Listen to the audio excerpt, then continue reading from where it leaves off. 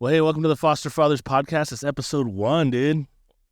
We're finally here. This has felt like a year in the making. Absolutely. Talked about this for a while. Yeah. I mean, as cheesy as that sounds, but it's true. Absolutely. We've been talking about this for a bit. Well, my name's Chris. I'm Kyle.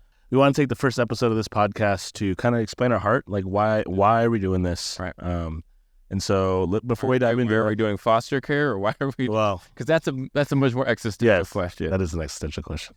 All right, let's take the first couple minutes and just learn kind of who we are. And so, Kyle, why don't you go first? Give us the 10,000-foot view of Kyle. I'm Kyle, 35 years old. Yeah, you are.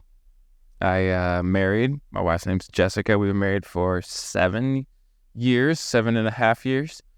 Native Oregonian, living in Boise for the last 13 years, 14, going on 14, which is a long time for Idaho. Yeah. And most people have been there for about a year and a half. My wife and I, we got, not to get too deep into it, but one of my best friends was adopted, and that's what spurred us on to adoption. We ended up fumbling and stumbling into foster care, and about 2.5 years ago, that's actually where we met Chris, was in our foster care training via Zoom, and then it took us about a year after that to get our first placement. So July 22 was our first placement. And since then, we've had 8 kids coming through our house. We now have 4 kids living with us, and we're in the process of adopting those 4. That's nuts. Yeah. And Kyle lives in a pretty rad part of town in a 2-bedroom home. It's tiny. Let's just say we did not expect to be getting to 4 kids this quick, so we hadn't quite prepared. But we got some plans in the works. For now, it's working. They're young. They're young, but we're getting there. So yeah. Cool. Yeah. Yeah, you? Man. All right. We're talking about, I'm 35 as well, dude. And I just learned that tonight, actually. Chris had to do the math again. I know, it's kind of hard. Married 10 years, wonderful wife named Tracy. I am a Navy brat, actually. My dad was in the Navy 24 years. So I grew up in Japan, of all places. Really? Hence the Pokemon. He gives me a lot of crap for that. I'm glad there's an excuse. Yeah. A reason. No, it's an excuse. Anyways, moved here in 2015, so I have been here a long time too, longer than most. Yeah. Family's from Idaho, so we really relocated to Idaho. Yeah, maybe we'll get into this later, but Chris has, as far as Idaho is concerned, a very legendary family. Yeah, we'll get to that later. Maybe we'll get to that later. We're not going to do that. See, my wife and I had a baby, biologically, and we were like, okay, it's time for a family. Yeah. So we kind of started down the road after a couple months, maybe a year of trying to have another kid. And we just were having some trouble, some infertility, some miscarriages and stuff. And that led us to something that I think both my wife and I were open to before with adoption. But we wanted to do it a little bit different in our local community. Yeah. And so that we ended up on a website signing up for Zoom classes for foster care, dude. And so middle of COVID. Yeah, middle of COVID.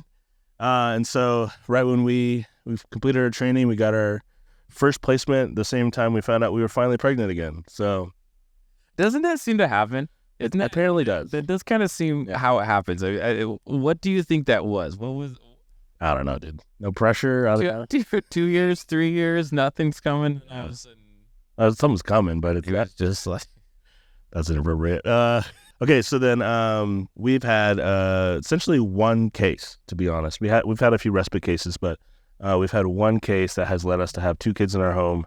We've since then adopted one, reunified another, and then out of nowhere within the last few months have a third. And we're in the middle of that plan. What ages do you have? Including our biological kids, we have start from the top. Yep, 6, 6, 3, 2, baby. We're not even 2. He's like 1 and almost 2. So, what's crazy in our house? Yeah. So the fact that we're in a garage, kids, ages 3 and under. What the heck are we doing? Okay, so let's do a quick minute talking about how we met each other. Okay. We got foster care trained during COVID on Zoom, and I remember Kyle 9 3-hour sessions. Oh, and not like 3 hours to the absolute max. Like she would not let us out early. 5 o'clock to 8 o'clock. Yeah. Sometimes 8:02. Well, and I kept noticing this dude, Kyle, going off screen, or it looks like to take a drink. And I go, that guy's having a beer, just like I'm doing. in the middle of our foster care training. And I was like, that's a guy I need to be. 3 hours is a long time just to sit staring at. It's great. Oh, yeah, absolutely. So we kind of just connected. Yeah. And then I think we had a post-foster care hangout at Heidi's house. That's right. Heidi. Yes. And then we just met and we like, hey, let's link up for lunch. Right. Let's grab some coffee. Slow. It was kind of slow there for a bit because it took us time to get into it. Yeah. Into foster care. Well, but as soon as I did, I needed someone to talk to. Dude, it's like a perfect segue into why we're doing this episode. We're doing this podcast. That was not planned. Dude. But maybe they're just naturals. Dude, maybe. Yeah. I don't think anyone's a natural at parenting. Maybe they are. I don't know. I'm in a special circumstance, non-traditional, very non-traditional. Well, and with the variable of foster care and trauma and all the things that happens. Wait, is this not normal? Is my story? No. 0 to 4 kids is probably not normal. In a year and a half. That's not normal? No, it's not normal. Okay, got it. I'm just making sure. All right, well, let's answer that question. What is our heart for this? Why this podcast? Why are we doing this podcast? I think, without getting too formal, the biggest thing for me is that with Chris, I found, with you, sorry, I'm talking to our friends out here, but with you, I found. We're talking to our moms right now, I think. Maybe our wives. Shout out to Cindy. Love you, Mom. But it came to a point where, there's all this new information, new feelings, new thoughts going through my brain, 100% new experiences. There was no amount of Zoom training could prepare me. And I needed somebody just to chat to. Yep. And I will say beyond that, it wasn't, I had some people to chat to, but you asked questions that felt like I was known, that you understood me, that you knew what I was going through. You asked the right questions. It was able to process and actually unlock some things in me that I was experiencing, confused about, So I think that's where this podcast comes in. That it's funny, like we met a few times sparingly to start, and then it's a pretty regular call. Yeah. How are you doing? Even if it's 2 minutes, it's like, Kyle, you good? Yeah. All right, cool. Yeah. But then there are moments where you're like, dude, I need lunch in the next day or two. Like, I need to talk through something happened. Right. Felt like that was, there was a season in there, probably 6 weeks, where there's a big change every week. And I needed to talk through that. Well, and I think our heart for this is that, honestly, and I don't mean this in a negative way, but a lot of the resourcing in foster care and adoption has been predominantly female. Yeah, and I don't mean that directed and involved in. And I don't mean that. We've actually heard that from like people in our state and our department to say like it's actually really cool. Yeah. Not to give us any pats on the back because it's just like we're just a parent. I am no hero. Yeah, no heroes here. But the fact that a dude is stepping up and leading in something like this is unique. Yeah. And so I think that's something that, I don't know, for me, that's like, wow, all right, we can speak to a dad, and that's a whole different thing. Yeah, I would say in foster care you feel alone. Mm. I go to the city park and my kid acts out. A lot of kids act out, right? My kid is acting out of a place of trauma, a place of confusion. Sure. There's a lot of additional mental, psychological, behavioral components that lead to that outcome. And it makes me, and not to mention, I have an 8-year-old kid. I haven't even been married for 8 years. That is wild. That is actually wild. And I've known this kid for a year and a half. Yep. Year and 3 months. And yet, I have to deal with 8-year-old and 8-year-old kids' issues and all those things that go along with the trauma that he's experienced, the abuse he's experienced, neglect he's experienced. And it feels lonely because, and I would say most parents probably experience, it's not just, you can speak to this. Yeah. Do you feel at times as if you're the only person experiencing the things you're experiencing?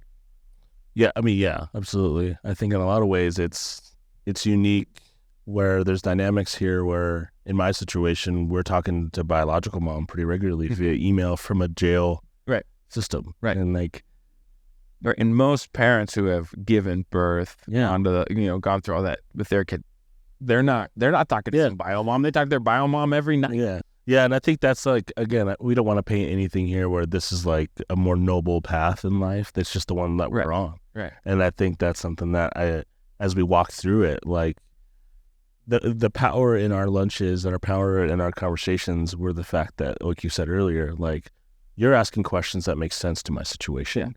Like, how are your kids? Right. It's like, no, how's biological mom? Right. Is she in prison or is she out of prison? Did she relapse? Like, did she reach out to the kids this week? Oh, yeah. And that's something that I'm personally dealing with right now, thinking about what's next. So it's kind of an interesting time here. Yeah. So that's why we want to do this. That's why something like this is, I don't know, important, right. maybe. Right. And so. Yeah, it's easy to feel alone. It's easy to feel left out. And we want to create a space where you can know that someone else is experiencing what you've experienced. You can get information. I mean, the goal is our title, Foster Fathers, is Chris's, and I kind of pushed back on it first. I thought there's got to be something more creative we could come up with than Foster Fathers, but the essence is to foster fathers, is to create space for development, for people to belong and dwell. Yeah, and not like I've only been parenting for a year and a half, but I'm getting the fast track to dadhood. But I think the biggest thing that's missing, and the biggest thing that is often needed, that I needed early on between you and I, was not someone to coach me. It was not someone to tell me what I'm doing wrong, not someone to tell me what I was doing better, but someone saying, "Hey, dude, I'm here for you. I see you. I know what you're experiencing. And I'm going to help ask questions that show that I can relate and understand." Yeah. And I think that's where Foster Fathers comes in, as the place to be understood, to be known, to relate. And I mean, hopefully out of it grows. The goal would be community, right? Not just us talking at you, but people talking back. Yeah. Right? Yeah, I think. I mean, I don't know. We'll see what happens here, but the thought of a Discord channel or something where people are just interacting with each other nationwide, or even, I don't know, internationally, maybe, I don't know. Yeah. But, that idea excites me, not from the perspective of like, wow, we grew and it's popping off, but it's like, wow, could you imagine Idaho dudes talking to someone in New York? Right. And that's like, wow, we're doing the same thing, dude. Right. Like, we're struggling with the same stuff. And so the beauty of it is not everybody has what you and I have, just by proximity. Some people are in more remote places. Sure. Yeah. They might be in a space where, there's not other men around doing the same thing. So anyways, I think that's a pretty good spot to end the episode, dude. Episode 1's done. Done? Yeah. It's in the books? Yeah. Making it quick? So I think you were supposed to do the obligatory like and subscribe. I don't know if this is something that you find valuable. Yeah. Maybe you are a foster father. And also, we want to extend this to adoption. We know that I've adopted. You're in the process of it. Right. We know that's not directly the same, straight up like maybe through an agency or something. But there's a lot of the similar, a lot of conversations I've had with people who have adopted. Yeah. There's a lot of similarities there. So if you have adopted as well, we want to make sure that you know that you're welcome too. We'd love to have you part of this. And, So to our 3 people listening to this episode, thanks for tuning in. Thanks, Mom. This is the Foster Fathers Podcast. See you.